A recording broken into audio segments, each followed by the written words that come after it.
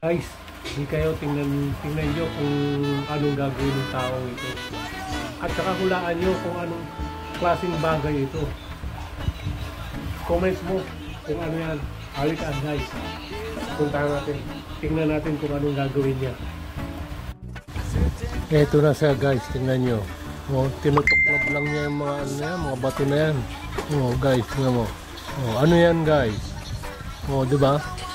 Anong bagay yan? Anong hayop yan? Insekto ba yan o ano? Tingnan mo guys ha. Na ano niya, sinisipit niya pa. Diba parang makamandag yan guys? Tingnan nyo. Tingnan natin kung anong gagawin niya dyan. Yan. Dami ha. Buhay na buhay. Oh yan, hinugasan niya. Oh. Kita mo guys, nahawakan lang niya. Oh. Hinugasan niya ng maayos. Tingnan kung anong gagawin niya dyan. Siguro napaka ganda ng gagawin niya rito. Ayan guys, ano, kumakapit pa sa kamay niya. Uy. Ayan guys. Naganda na siya ng gagawin. Lulutuin niya. Naghiwa-hiwa siya ng mga sangkap. Ayan, may mga kuha ng sibuyas, sili.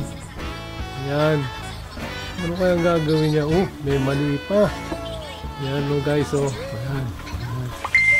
Pinirito niya ng buhay. Ayan guys, nakita nyo. Ang lulutong siguro niya pagkaluto. Ayan no guys, oh. Ayan, pinirito niya. Tapos hinahalo-halo niya. Ayan no guys. Tapos yan, hinango niya doon sa mantika at naggisa siya, ginisa niya yung mga ricado. Yan o, hinalo-halo niya yan. O yun, nilagay niya na yung ano, yung bagay na yan. Ano ba yan guys?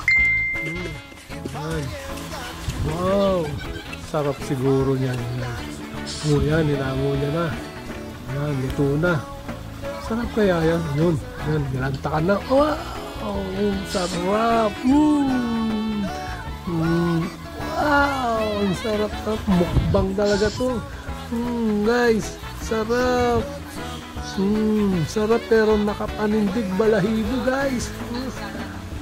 Yummy. Ang sarap. Wow. Guys, kayo guys, ngayon nyo, kung anong luto pang gustong nalalaman nyo sa bagay na ito. Okay guys, sunod naman, hanap tayo ng magandang pag-uusapan natin. Yan ang dapat nating alamin.